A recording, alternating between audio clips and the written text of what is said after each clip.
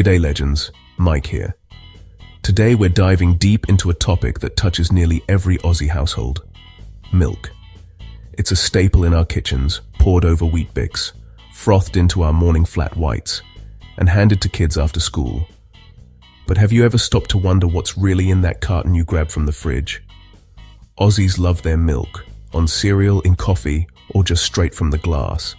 In fact, Australians drink over 100 litres of milk per person every year. That's enough to fill an Olympic swimming pool every single day, just from our collective breakfast routines. But here's the thing, that happy cow and Aussie flag. Sometimes it's just clever marketing.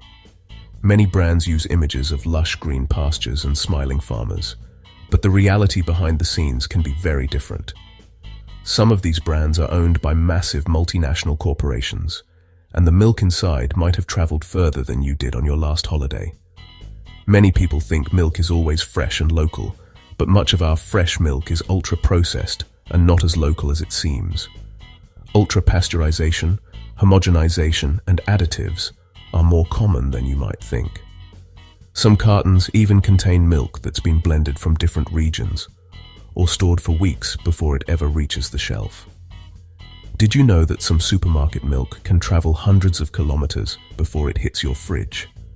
In fact, milk from Victoria might end up in a fridge in Queensland after being processed in a plant owned by a foreign company. That's just one of the surprising truths we'll uncover today. And it's not just about distance. Sometimes the milk is mixed from multiple sources, making it hard to trace its true origin. We'll dig into how these brands treat our farmers, what's really inside the carton, and why it matters for your health and the environment. Many Aussie dairy farmers are struggling, squeezed by low prices and tough contracts, while big brands rake in the profits. Meanwhile, consumers are left in the dark about additives, processing methods, and the real impact on our bodies and our planet. So, strap in. Let's uncover the truth in the dairy aisle and find out which milk brands you might want to avoid. We'll reveal the hidden stories behind the labels, expose the marketing tricks, and give you the knowledge you need to make better choices for your family, your health, and our Aussie farmers. First up, Coles brand full cream milk, one of the most recognizable and affordable options on Australian supermarket shelves. It's cheap and everywhere, but that low price comes at a big cost to Aussie farmers. In 2023, the average retail price for a litre of Coles home brand milk was just $1.35, barely covering the cost of production for many dairy farmers. Years of milk wars between major supermarkets have forced farmers to sell below cost, threatening their livelihoods and pushing many to the brink of bankruptcy. According to Dairy Australia, over 500 dairy farms have closed in the past decade, a direct result of unsustainable pricing. As one Victorian dairy farmer, Mark, puts it, "We work 16-hour days, but after the bills there's barely anything left. Some months we're just hoping to break even." Mark's story isn't unique. Across Victoria and New South Wales, families are being forced off land that's been in their name for generations. The long-term effects are devastating. Rural communities shrink as farms close, local jobs disappear, and the heart of the countryside fades away. In towns like Bega and Warrnambool, school enrollments have dropped and local businesses have shuttered, all linked to the decline of the dairy industry. The environment suffers too. Struggling farmers can't afford sustainable practices, leading to soil degradation, waterway pollution, and loss of biodiversity. A 2022 report from the Australian Conservation Foundation found that over 30% of dairy farms had reduced investment in land care due to financial stress. To keep prices down, Coles uses ultra-heat treatment, or UHT, which extends shelf life but strips away key nutrients and flavor. According to food scientists, UHT milk can lose up to 20% of its vitamin B12 and other essential nutrients during processing. What you get is a shelf-stable, nutritionally depleted product. While it may last longer in your pantry, it's a far cry from the fresh, nutrient-rich milk many Australians grew up with. That bargain milk. It's costing more than you think. A 2021 University of Melbourne study estimated that for every dollar saved at the checkout, up to $2 is lost in rural economic activity, environmental damage, and public health costs. Sometimes, cheap comes at too high a price. The next time you reach for that budget milk, remember the hidden costs, borne by farmers, communities, and the land itself. When you reach for a bottle of Woolworths home brand milk, you might not realize you're participating in a decades-long transformation of Australia's dairy industry. A transformation that has concentrated power in the hands of just a few supermarket giants. Woolworths and Coles, the two dominant supermarket chains, are locked in a relentless price war that has shaped the way Australians buy milk. But this rivalry is just the tip of the iceberg. Over the past 40 years, these retail giants have steadily increased their grip on the dairy market, pushing out smaller competitors and reshaping the entire supply chain. Today, Woolworths owns and operates its own processing plants, giving it unprecedented control over every step of the journey, from the farm gate to the supermarket shelf.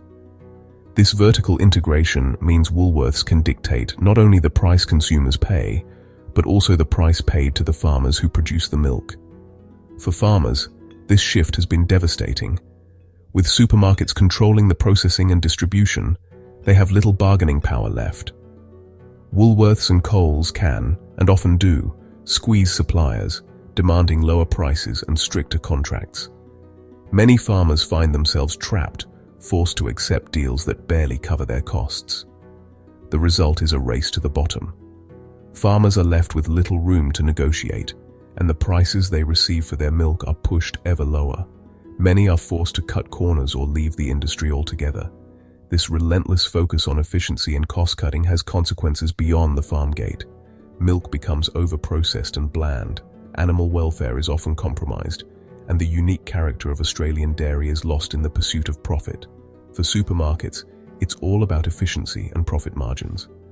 Quality, sustainability, and the livelihoods of Australian farmers are often secondary concerns. The impact on rural communities has been profound.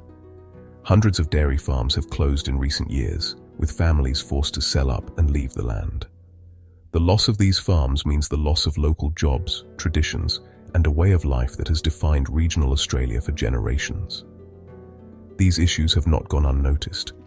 The ACCC has launched investigations into supermarket milk pricing, and farmer protests have drawn national attention to the plight of the dairy industry. Yet despite the scrutiny, Woolworths and Coles continue to dominate, using their market power to shape the industry to their advantage. In other countries, governments have stepped in to protect farmers and ensure fair milk pricing. The UK and US, for example, have regulations and support systems that help balance the needs of producers and consumers. In Australia, however, a hands-off approach has left dairy farmers exposed to the full force of supermarket power. The real cost of supermarket milk is hidden behind the label, while consumers may enjoy cheap prices at the checkout. The true price is paid by farmers, animals, and the quality of the milk itself. Next time you pick up a carton, consider what's really behind that low price and who's paying for it.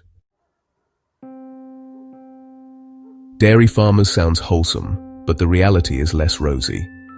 This is a classic example of what's known in the industry as premiumization, where brands use clever marketing to make everyday products seem more special than they really are.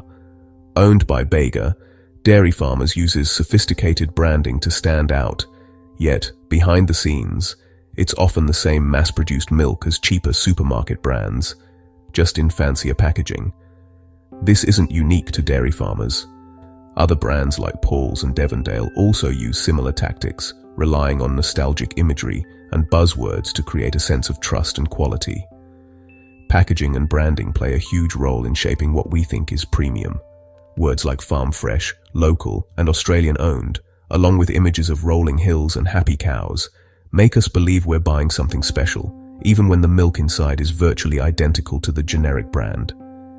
In reality, most of this milk is sourced from the same large-scale suppliers as supermarket brands, then processed in the same factories. The difference is rarely in the milk itself, but in the story that's sold to you on the carton. The premium branding doesn't mean better quality, just higher prices. You're paying for a story, not a superior product. For example, Paul's Farmhouse Gold and Devondale's Our Creamiest lines use similar rustic themes, but the milk is processed in the same facilities as their standard products. The rustic image, mostly marketing, These brands invest heavily in advertising to create a wholesome, nostalgic feel. In reality, the connection to small family farms is often exaggerated or even fabricated. Don't be fooled by the name. The truth is, the milk often comes from the same sources as the budget brands, just dressed up to look special. Next time you're in the dairy aisle, look past the pretty pictures and ask yourself, are you paying for quality or just clever marketing? The answer might surprise you. Next up, Pura Milk, owned by French giant Lactalis. This is a brand that, on the surface, seems like a staple in many Australian households. But beneath the familiar packaging lies a history that should make any consumer pause. In 2017, Lactalis was at the center of a massive baby formula scandal. Salmonella contamination in their products led to a global recall of millions of units, affecting over 80 countries. The consequences were dire. Dozens of infants fell ill, and the panic that swept through families was palpable. Parents around the world were left terrified, unsure if the formula they had trusted to nourish their babies was actually putting them in harm's way. The scandal exposed deep flaws in Lactalis's safety protocols. Investigations revealed that the company had failed to act quickly, allowing contaminated products to remain on shelves for weeks. This wasn't the first time Lactalis faced scrutiny. Previous incidents in Europe and Asia had already raised red flags about their commitment to consumer safety. For the public, the consequences were devastating. Not only were children's lives put at risk, but the trust between consumers and the company was shattered. Lawsuits followed, and governments launched investigations into how such a large-scale failure could happen in the first place. Buying Pura means trusting a company with a troubling past. The ripple effects of corporate negligence go far beyond a single recall. They erode public confidence and can have lasting impacts on health and well-being. Is that a risk you want to take? When a company repeatedly fails to protect its most vulnerable customers, it's a warning sign that can't be ignored. Sometimes the brand behind the milk matters most.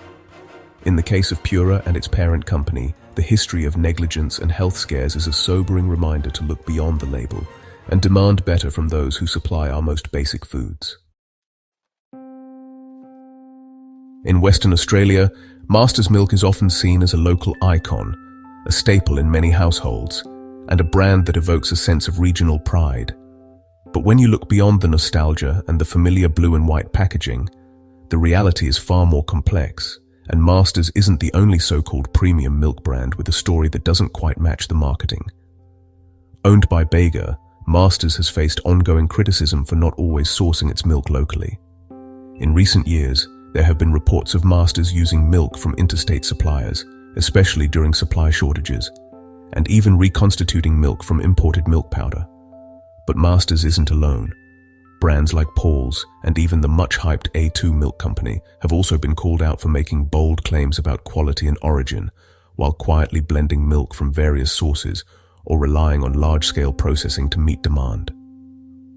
Reconstituted milk powder is made by adding water back to dehydrated milk solids, a process often used when fresh milk isn't available or to cut costs.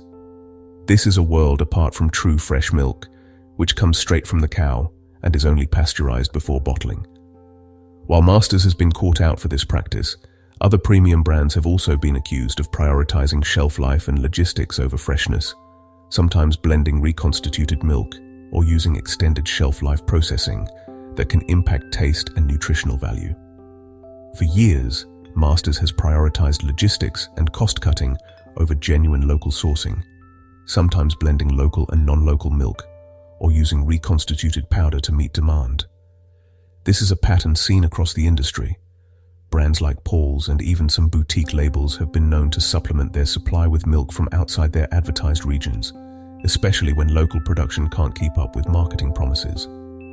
Despite these practices, the premium price you pay is often more about branding than actual quality or freshness. Master's, Paul's, A2, and other high-priced brands invest heavily in marketing, using words like local, natural, and farm fresh to justify higher prices. But the reality behind the scenes can be very different. The cost you see at the checkout is rarely a guarantee of superior milk. It's often just a reflection of clever advertising and packaging. Masters is a masterclass in marketing, not milk. But they're not alone. A2 Milk Company, Paul's, and even some boutique brands have built their reputations on stories that sell, not always on products that deliver. Their advertising campaigns are slick, their packaging is eye-catching, and their promises are bold. But when it comes to what's actually in the bottle, the differences can be minimal or even disappointing. Don't let the label fool you, whether it's Masters, Paul's, A2, or any other so-called premium brand. Always check the fine print and know what's really in your milk. The story on the carton might be appealing, but the truth is often hidden in the details. The A2 Milk Company burst onto the scene with bold claims, promising that their milk, containing only the A2 protein, could be gentler on your stomach than regular milk, which typically contains both A1 and A2 proteins. This marketing message quickly caught the attention of health-conscious consumers and those who often experience discomfort after drinking standard milk. But with a noticeably higher price tag, many shoppers are left wondering if the extra cost is justified. Online reviews are mixed. Some consumers rave about finally being able to enjoy milk without bloating or discomfort, while others say they notice no difference at all, except for the dent in their wallet. Behind the scenes, the production process for A2 milk is almost identical to that of regular milk. The only real distinction is that A2 cows are specifically bred to produce milk lacking the A1 protein. Otherwise, the farming, processing, and bottling remain largely unchanged. The real difference then comes down to the A2 protein and a powerful marketing campaign. A2 Milk Company has invested heavily in advertising, celebrity endorsements, and influencer partnerships, all designed to convince you that their milk is a must-have for your health. For many families, the decision comes down to value.